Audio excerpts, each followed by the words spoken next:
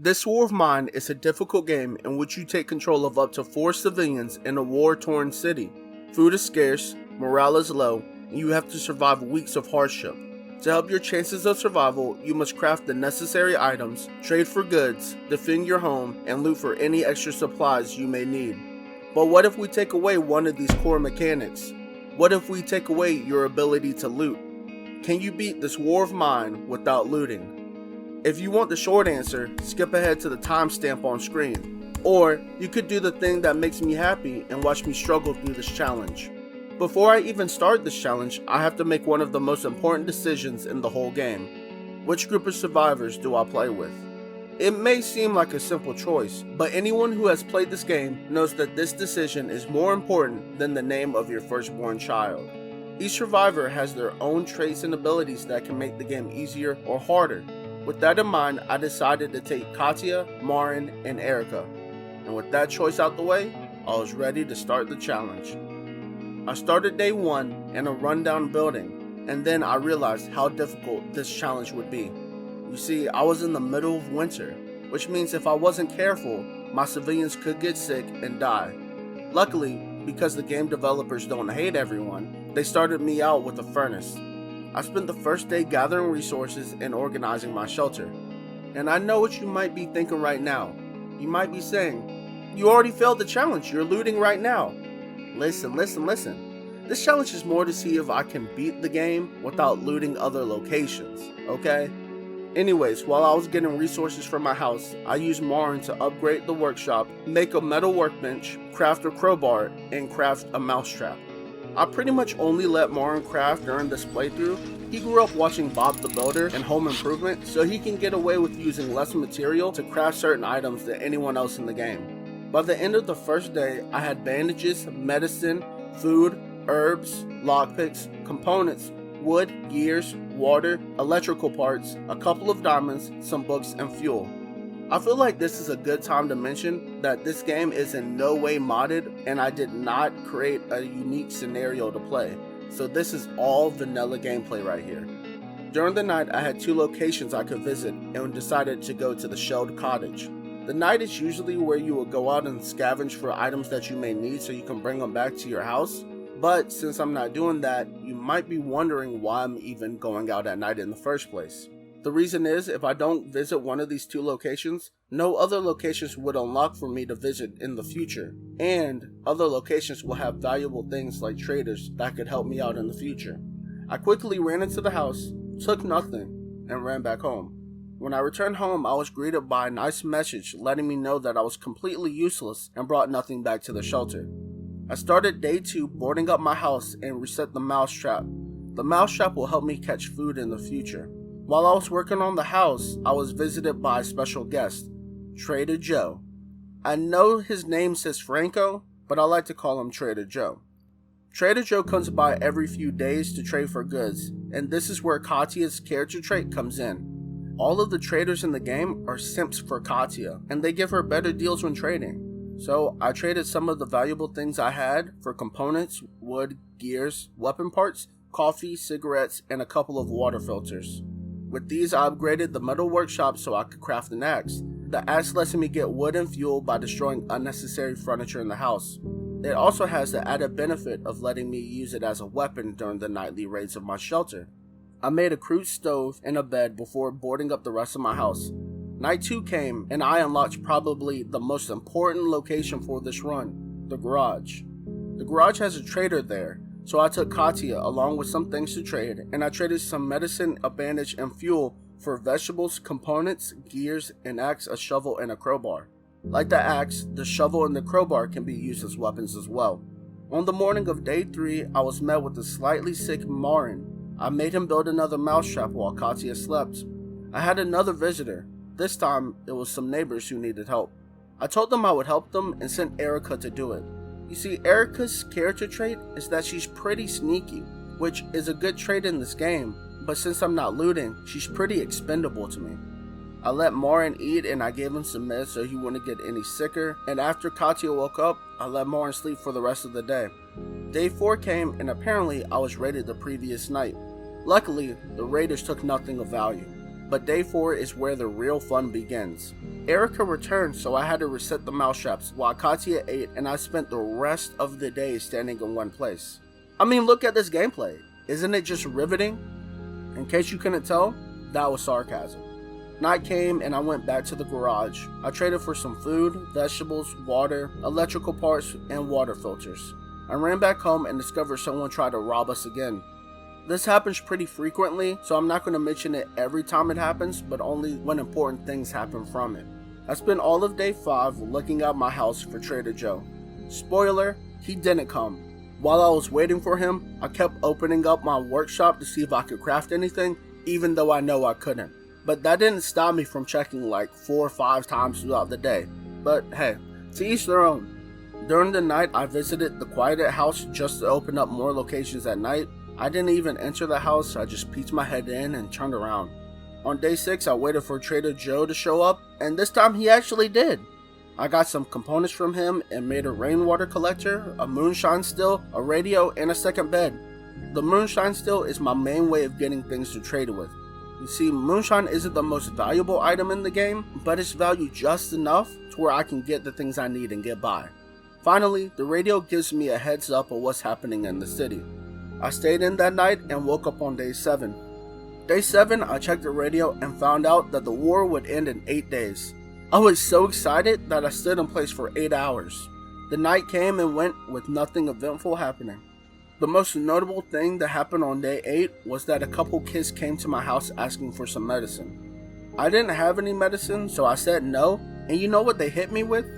They hit me with "I'm very disappointed in you." Like they were my parents.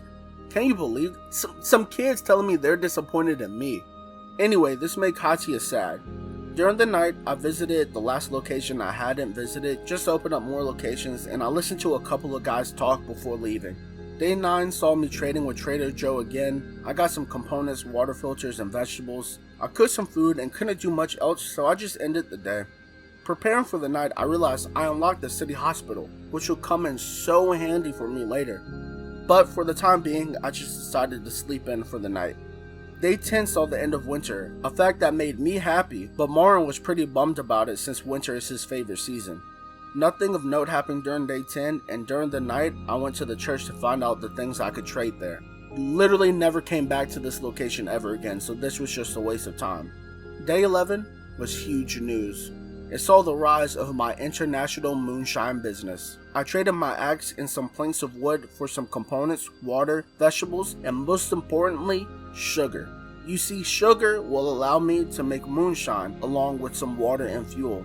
From here on out, moonshine will be my main export, allowing me to trade for anything I may need. I crafted the moonshine, collected it, and just went to sleep. Marin woke up again with some seasonal allergies on day 12. A couple of kids came to ask me to take their mom to the hospital. I told them Erica would do it, so I sent her on her way.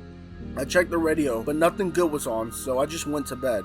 During the night, I sent Marin to the hospital and they gave him some antihistamines for his allergies and sent him on his way. I checked the radio on day 13 and found out that they lied to me about the ceasefire on day 7. Yeah, so all that celebratory standing around I did on day 7 was all for nothing. To ease my pain, I put on some classical music and the rest of the day saw me collecting water. Trader Joe came back on day 14. To ease the pain of his own reality, he was willing to trade some food and some sugar for 1 bottle of moonshine. With the supplies, I made some food and another bottle of moonshine. Then I did something so stupid that led to a cascade of other stupid decisions. I traded that bottle of moonshine and the rest of my water for food and raw food. Yeah, I don't know what I was thinking because I need water to cook the raw food. But that was just the beginning. During the night, I sent Marin to trade instead of Katya. And the worst part of it all is that I traded my only piece of food for more sugar. The decisions I made on day 14 were so bad that it made Erica question her trust in me to keep her alive. And her conclusions made her quite sad. On day 15, I made more moonshine and went to the garage to trade it. If you think my stupid decisions on day 14 were just some fluke, you'd be wrong. I ended up trading my moonshine, a water filter, and all of my fuel for some vegetables. On day 16, I tried to cook, But as you may realize now, I didn't have any fuel. So you know what I did? I used the rest of my components to make fuel. Makes sense, right? No. Now I don't have any way to create water since I need components to make a water filter to get water. Upset with my life choices, I just stood around for the rest of the day and stayed in for the night. I woke up day 17 to find out that Marin got injured defending the home from raiders the previous night. Trader Joe came back and I traded a vegetable for 3 components, some sugar, and some fuel. I just slept in for the night, but in the morning I was met with some pretty bad news. Day 18 saw an outbreak of crime. Now raiders will attack my home more often. Luckily, no one broke in that night, but that's only because they looked through the window and saw how awful the living conditions were. I mean, Erica was starving for not eating for so many days, and I was on the brink of death.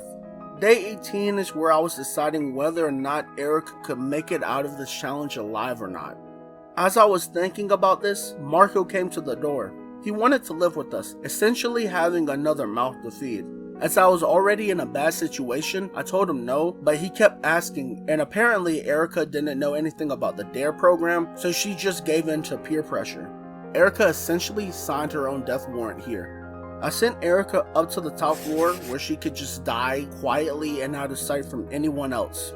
That night I went back to the garage and I got some components, fuel, and some vegetables for my moonshine. I went back home to find out that Marco was slightly wounded from the nightly attacks and Erica was still waiting to starve to death. But then some neighbors knocked on my door. Actually, in a nice turn of events, they wanted to give me some food.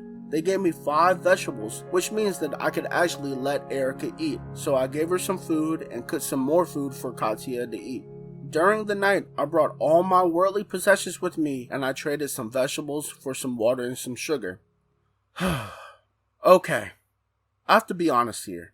All my footage from days 20 through 22 got corrupted, but I promise you I continued with the challenge. I did not loot from anywhere, I did not scavenge anything. I mean, why would I come all this way, put myself through all this pain just to scavenge in this one location? I mean, I wasn't going to do it. But I can tell you what happened. Let me see. On day 20, I made some moonshine. Marin was starving. Marco was wounded from another attack during the night.